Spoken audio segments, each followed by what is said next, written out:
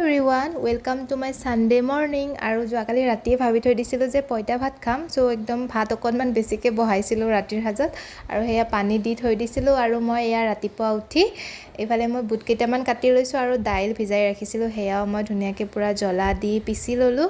আৰু এতিয়া এয়া ভাত উলিয়াই লৈ তাত অকণমান ওপৰত তেল আৰু নিমখ ছটিয়াই মোৰ পঁইতা ভাতৰ থালি ৰেডি হৈ গ'ল। আৰু গৰম দিনত এই সাজ ভাত খাবলৈ যে ইমান বেছি সোৱাদ লগা হয়নে। তাৰপিছত ইফালে মোৰ জলকীয়াখিনি ধুনীয়াকৈ শুকাই গ'লে আজি এয়া বোলো বটলত ভৰাই ধুনীয়াকৈ তেল দি থৈ দিলোঁ। তাৰপিছত আকৌ এয়া আপেল আৰু আম কাটি লৈ আমি গোটেইকেইটাই লগ হৈ খালোঁ দেই। আৰু ইফালে আমাৰ টিকুৰ চুলিখিনি পটককৈ দীঘল হৈ থাকে নহয়, সেইকাৰণে এয়া দেউতাকৰ লগত সি চুলি কাটিব যাব ওলাইছে।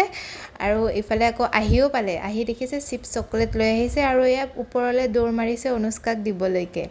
আৰু দুপৰীয়াৰ থালখনৰ কাৰণে মই বনাই আছোঁ বেঙেনা ভাজিছোঁ আৰু আলু কেইপিচ এনেকৈ পিচকৈ মানে চিপছৰ নিচিনাকৈ ভাজিছোঁ। আৰু আম কাটি লৈছোঁ, গৰম দিনত আম আছে যিহেতু ঘৰত, ভাতৰ লগতো আম খাম মানে এনেকুৱা আৰু।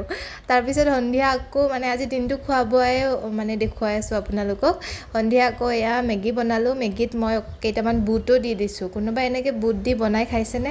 মই পিছে আজিলৈকে কাৰো দেখা নাই, মই নিজে এইটো আৱিষ্কাৰ কৰি পেলালোঁ নহয়। আৰু ইফালে ৰাতিৰ সাজৰ কাৰণে মাটিমাহৰ দালি, মই তাত অমিতা দি পূৰা খাৰ দি দিছোঁ, তেনেকৈ ৰাতিৰ